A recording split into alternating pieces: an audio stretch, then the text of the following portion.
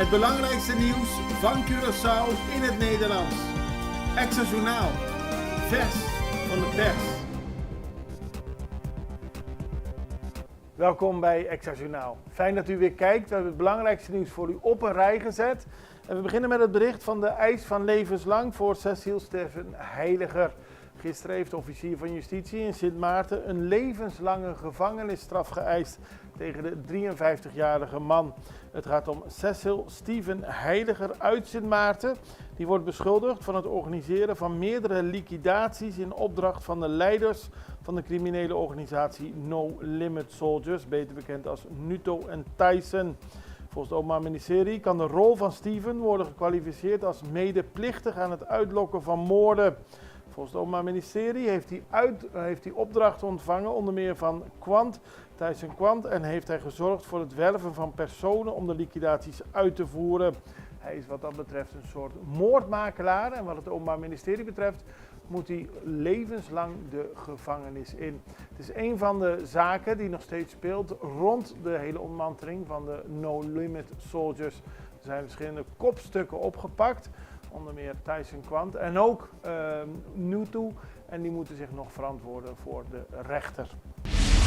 Dan, minister-president Pik Pisas heeft positieve vooruitzichten over Two-Base Curaçao. Dat zei hij gisteren in het parlement. Volgens Pisas is de financiële situatie, momenteel niet goed van Two-Base Curaçao. Dat is de voormalige raffinaderij die Curaçao. En die hebben nog allemaal schulden van de afgelopen jaren op hun konto staan.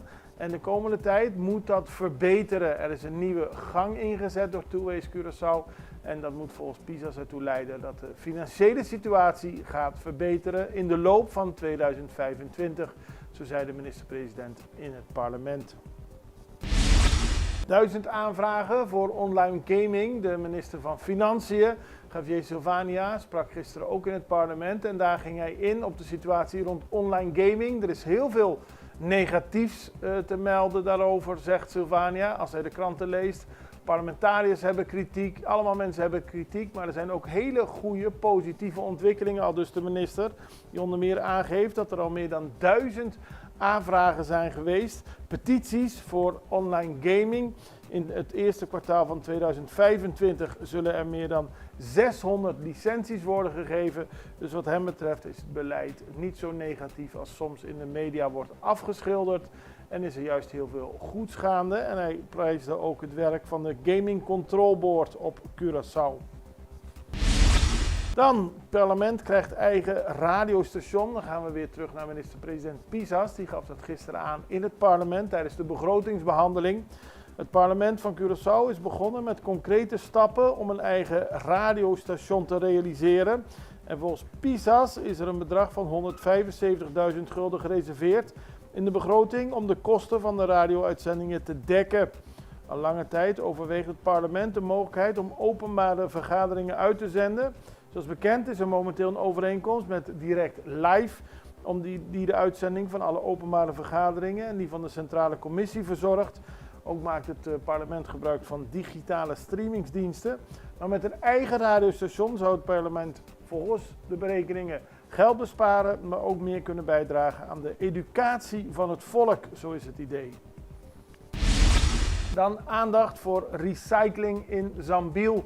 Gisteren werd een nieuwe edificio, een nieuwe winkel geopend in Zambiel, Limpi Recycling. En daarmee wordt er meer aandacht besteed aan recycling in Zambiel wat dit betreft.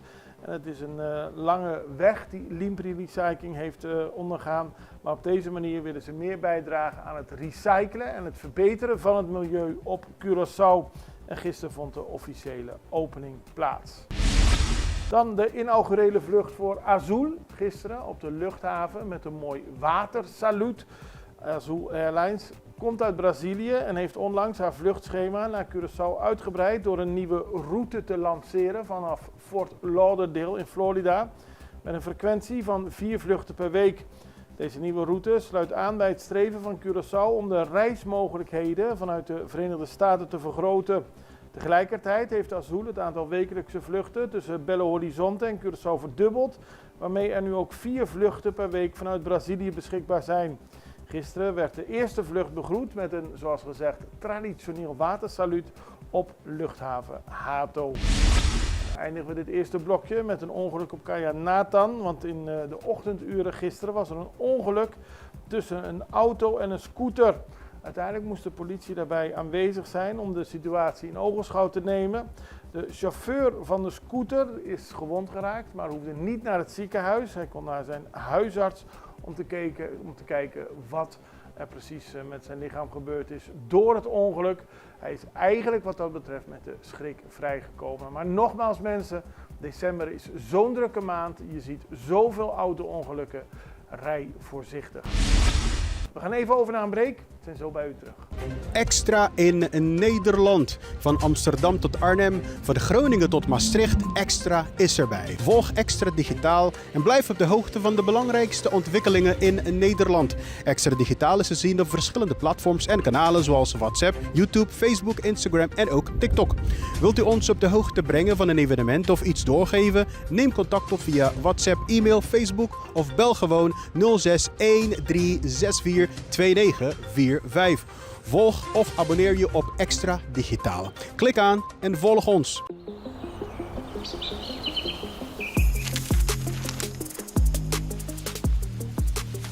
Welkom op Curaçao, een van de mooiste eilanden in de Caribiën, een ware parel. En het is een eiland waar je van heel veel zaken kunt genieten. Van de natuur, van de zee, van het eten, van de mensen en zoveel meer. Curaçao is een eiland waar heel veel gebeurt op het gebied van politiek, cultuur, sport en zoveel meer. En Extra Journaal brengt het belangrijkste nieuws van Curaçao. Maar we hebben ook aandacht voor al het nieuws op Bonaire en Aruba en op de bovenwinden, Saba, Sint Maarten en Sint Eustatius. En we belichten al het nieuws van alle kanten. Het nieuws is duidelijk, actueel en vers van de pers. Extra Journaal, elke werkdag op Salto. Op Curaçao zijn we de hele dag bezig met het maken van Extra Journaal. Volg ons op je favoriete Amsterdamse zender, Tauro.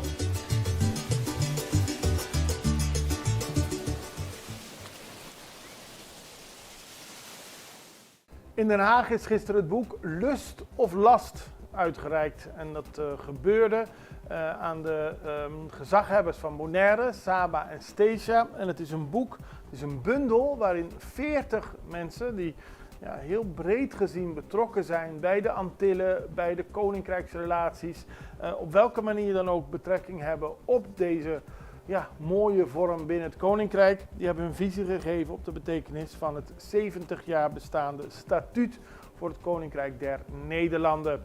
En dan moeten we onder meer denken aan oud-minister-presidenten als Don Martina, Maria Liberia Peters, Etienne IJs, Suzy Camelia Reumer, Henny Eeman en Mike Eeman. Maar ook actieve en niet meer actieve parlementariërs. De vicepresident van de Raad van State voor het Koninkrijk Tom de Graaf. De voor onafhankelijkheid strijdende James Finis van Bonaire en Rode Arendel van Sint Maarten. De nationale ombudsman Reinier van Zutphen. Oud-minister Jan Pronk en ook de parlementariër voor de PVV Peter van Haasen. Die eerder had aangegeven dat hij tot hij parlementariër werd en in de commissie Koninkrijksrelaties zitting ging nemen, niet zoveel afwist van het Koninkrijk. Dus mensen die er al mee zijn opgegroeid, 70 jaar geleden, tot mensen die er nu naar kijken. 40 verschillende frisse blikken op het statuut. Dat wordt nu deze hele week gevierd op Curaçao.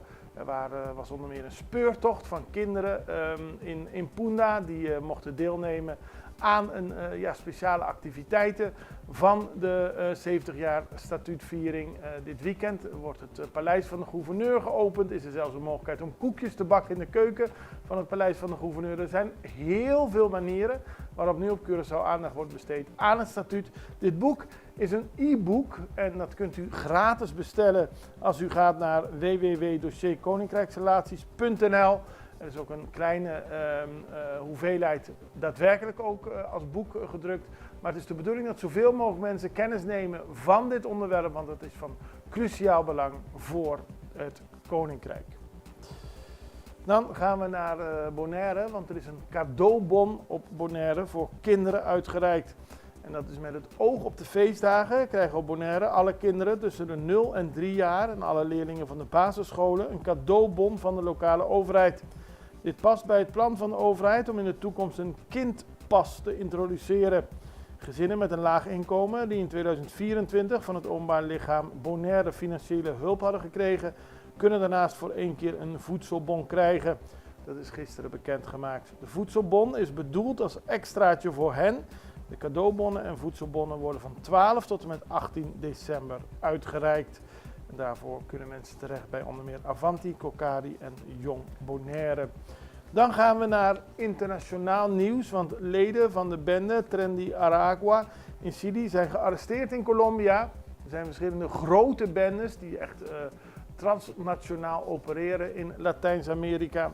En de leider van deze criminele groep in Chili, Carlos Gomez, werd zaterdag gearresteerd in Colombia tijdens een operatie waarbij politiediensten uit beide landen betrokken waren. En gisteren werd daadwerkelijk de presentatie gegeven. De arrestatie vond plaats in de gemeente Los Patios in het oosten van de Colombiaanse departementen Norte de Santander. Politieagenten vielen een appartement binnen en troffen Gomez aan in een slaapkamer samen met een vrouw.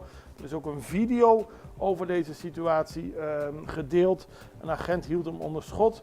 De man lag op een bed en draaide zich om de opdracht handen in de nek om te volgen. Het is allemaal precies te zien wat er allemaal gebeurd is.